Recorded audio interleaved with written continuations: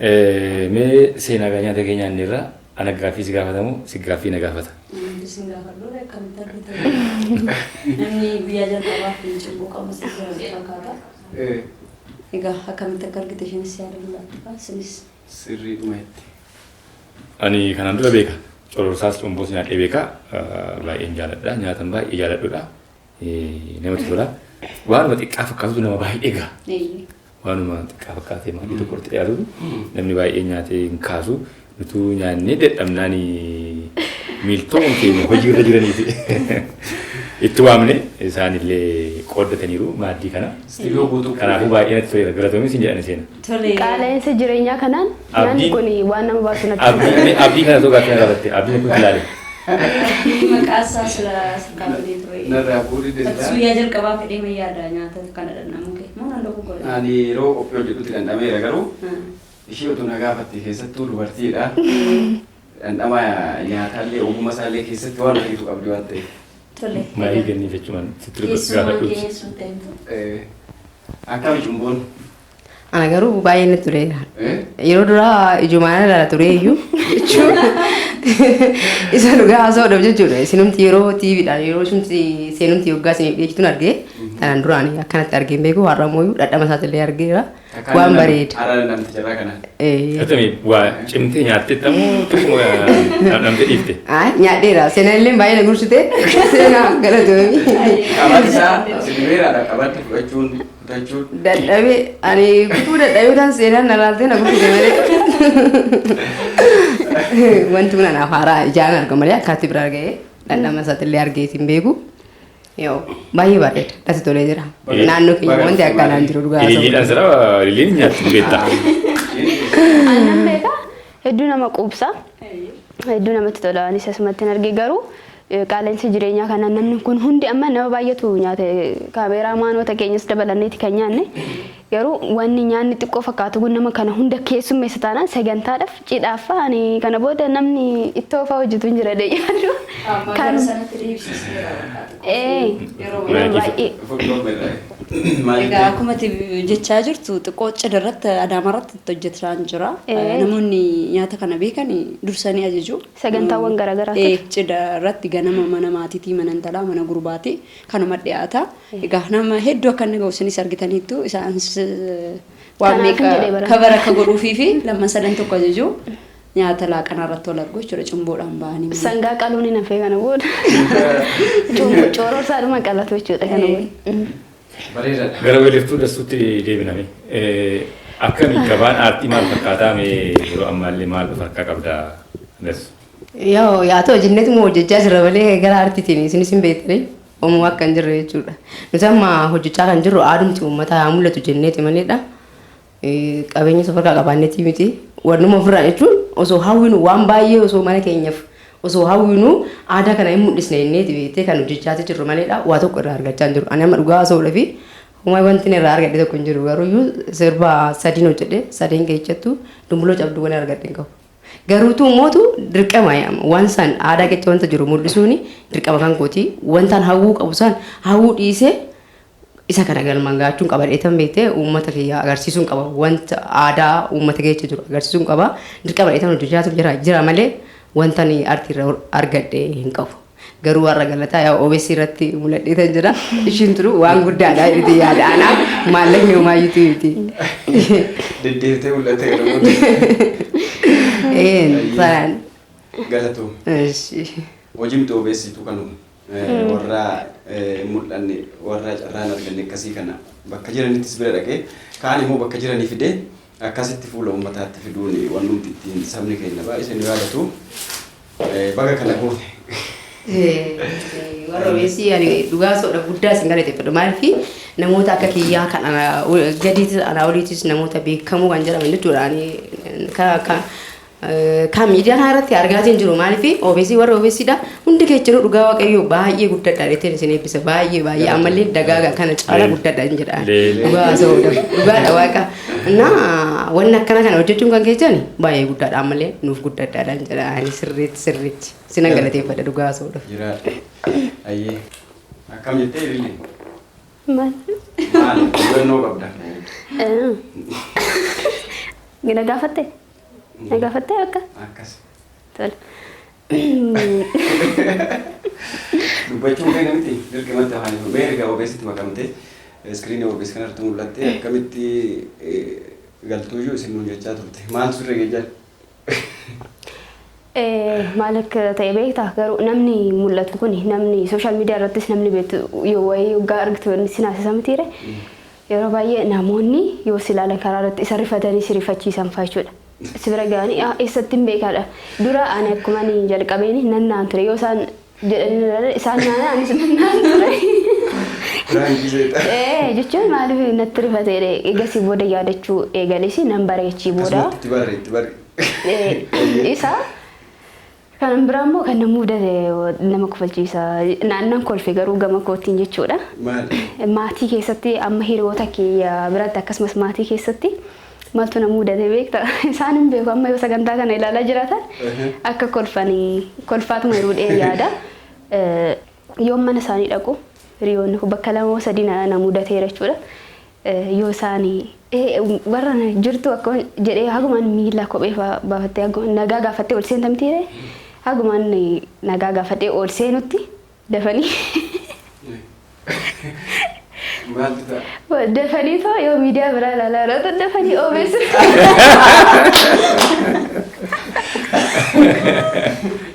Isa kana baay'ee torban lama ol na kofalchiise.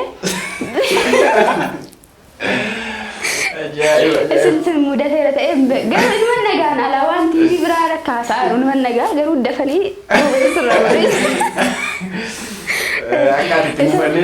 Maal garuu akkasumatti fakkaata. Yeroo asirraan haasuuf namni baay'een hunda isaa laayifisa. Isa chee godhachuu yeroo si argan achirra kaanii akka ati jirtu ilaalaniit sobsiisuuf yoo ati as jirtu kan achirratti si argan jechuuf beektaa gariin isaa akkasiif. Akkasiidha. Kana jechaadha.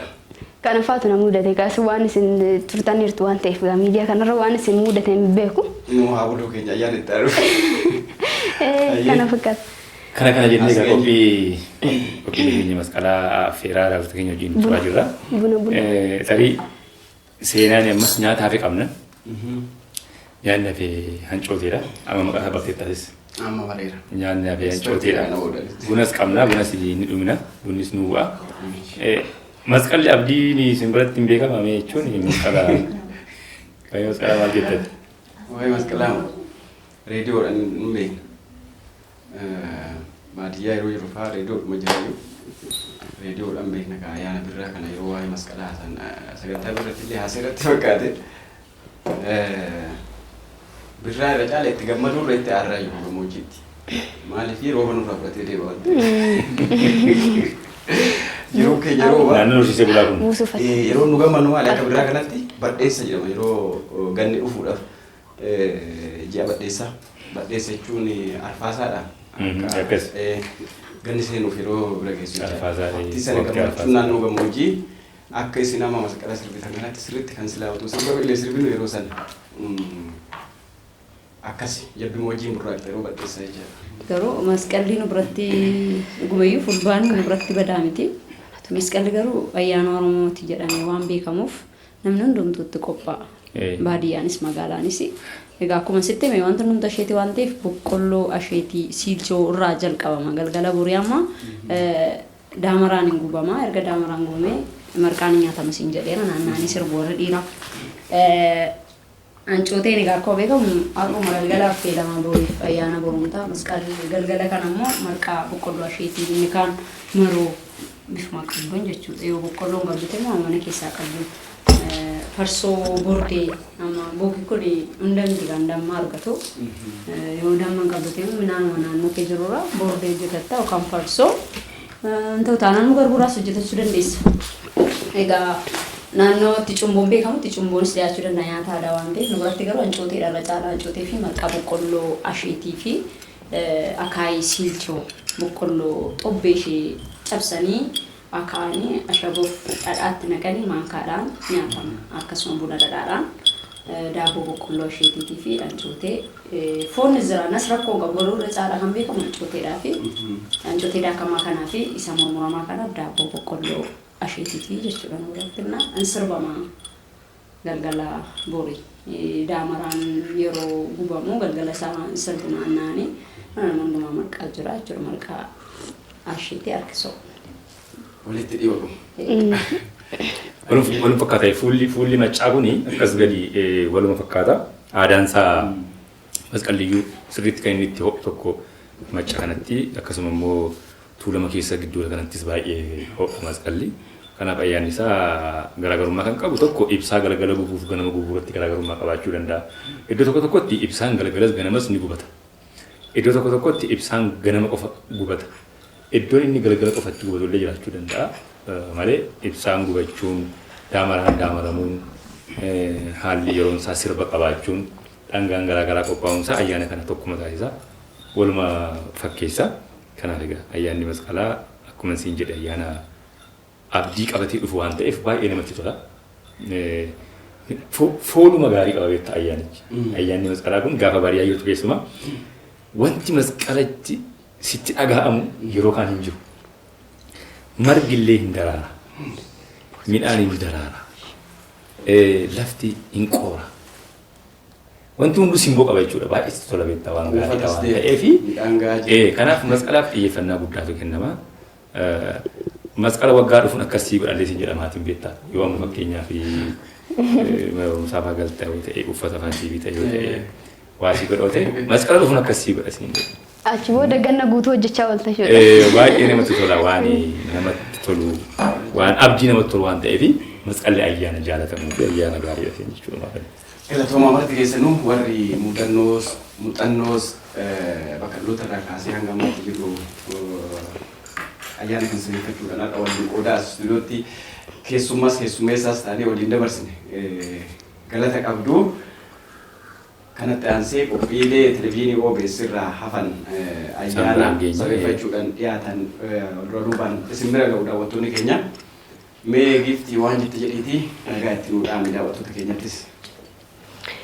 Tolee wannan jedhullee baay'een qabu haasa'een jira hundi keessanuu galatooma waggaa waggaadhaan immoo nu haa ga'u seenaanis akkanumatti immoo nyaata sittaa baruu enumaa ayyaana qofan eeggatiin dhangaa dilbata qophii dhangaa qabna waan ta'eef nyaata guutuu qophii dhangaa qabna waan ta'eef dhangaa kana nu qabattee dhuftu taanaan torbanii osoo nu waliin akkamatti quufnee ta'u natti tola. Egaa masqalli kan baranaa kana fakkaata daawwattoota keenya hundi keessan mana keessan teessanii immoo ayyaana kana unachaa dhugaa gooftaan cooma murachaa giiftiin boka unachaatti kan jiranii. Maalumaaf garuu giiftiidhaaf boomni kennamee gooftaaf coomni kennamee ililli. Isaan jedheeman maadhafi garuu sila booka osoo dhiirri dhugee wayyuu. Ishiin cooma murattee wayya akkas wayya ture mana keessa. Walii jirra kaamara qoqa. Akkas goona. Walumaan unan alachuu. Akkas wayya. Muratas. Gooftaan cooma murata giiftiin boka unatti jedhama. Miti seenaa. Yeeni. Ishiin mormii ishii beeki maaliif gooftaan cooma murataa giiftiin boka unatti wanta dhugamu. Coomni maaf gooftaa qofa eeyyamamedha. Xiqqoo boqi sun waan jabaa ta'e naala. Jabaan sila dhiiraaf malee dubartiidhaaf akkamitti. Irraa bareedaniiti ta'a. Jabaan dubartiidhaaf. Isin galle ati xiqqoo isheen nama macheessu wanti kun nama macheessu waan ta'eef isheen hundacha waan jedhamutti waan ta'eef. Coomni immoo nama macheessaa coomni. Walumatti qabatti waan magaarii filatameef. Muruuf isaa irraa bareeda. Dhiirraa bareeda muruuf. Kanaaf ta'a. Kanaaf ta'uu danda'a egaa. Seenaan carraa seenaadhaafis kennitu dasuutti deebina. Tarii namoonni ayyaana masqalaas ta'e ayyaana irreechaa baga geessan jettuun carraa kennitu dasuudhaaf illee carraadhuma kenna. Tolee uummata Oromoo maraaf baga ayyaana Oromoo masqala guddaatiin singee itti dabalaan immoo ayyaana Oromoo kan addunyaa maraaf hawwataa jiru ayyaana irreechaa bakka Oromoon naqee walgee waan hundumaa itti arguu fi ayyaana isaa kabajatuun isin ga'een jedha akkasuma reefu tokkoof maatii koof obbolaa koo bagattiin isin ga'een jedha isinii sunda keessan bagattiin nu ga'een jedha. Galatoom. Ani uummata Oromoo hunda isaaniitu iyyuu baga isiniin ga'een jedhaanii isinis warra OBStiin baga isiniin ga'een jedhaanii maatii kiyya hunda isaaniitu baga ayyaana masqalaa kanaan isin ga'een jedhaani. Innaa argaan ani qabu immoo ayyaanni irreechaa fuuldura keenya jira. Yaa tariitii gufuun adda addaa hin jira jettanii eenyumtiin keessanuu jechuudha akka nafneen jedhaan. Eenyumtuu achi dhaabbatee nuufi mormu waan ta'eef nuti dhaabbatee mormachuu qaba waan ta'eef akka namni tokkollee akka nafneen jedhaan. Galatoomeetis ililliinis yoo nagaa dhaammachuus ta'uu baate waan jettu jedhiiti. Tole akkuma ishiin jette irreecha kanarratti dhugaadha irreechi dhufaara hawwiidhaan kan eegamu horaar sadee warra Finfinnee akkasumas jechuudha qarreef qeerroon immoo irra caalaatti numaa qarreef qeerrootu baa waan ta'eef nageenya keenya eeggachuu qabna qarreef qeerroon jechuudha keessattuu dursamuu hangafoota keenyaafis kenninee maatii daa'immanii fi hangafa nama umriidhaan gurguddaa yoo argine dursa isaaniif kennaatoo akkasitti oduu ayyaana kana eegganne ofii keenyaaf jechuudha. Akka addunyaatti ayyaana irreecha ayyaana nagaati malee ayyaanatti achitti waan tokko wal gufaasisan akka hin taane mul'ifachuu qabna. Hundi keenya iyyuu wal eegnee aadaa keenya achirratti mul'isuu qabna jedha. Akkasumas immoo turizimiin barana akkam baaleedha. Gaarreen baalee paarkiin gaarreen baaleettis yuuniskoorratti nuuf galmaa'eera. Kunis gammachuu guddaadha. Gammachuu dachaadhaan nuufaa ta'uun jedha kunis jira waan ta'eef akkasumas immoo waan qabnus beeksifachaa irreecha keenyas akkasumas qabeenya gama tuurizimiitiin jirus immoo beeksifachaatu akkasumatti fufnaan jedha. Barri kun kanaafuu walumaa galatti bara bareedaadha. Abdii nutillee yeroo darbeedatti hoteedhaan gaarratti waa'ee naamusa irreechaa tokko waan kaasne qabna. Nuti akka har'aasofne bariitu isaa abbootiin gadaa gaafa guyyaa irreechaa murteessanii ibsa kennan miidiyaa irratti wanni sana isaa turan quba qabna.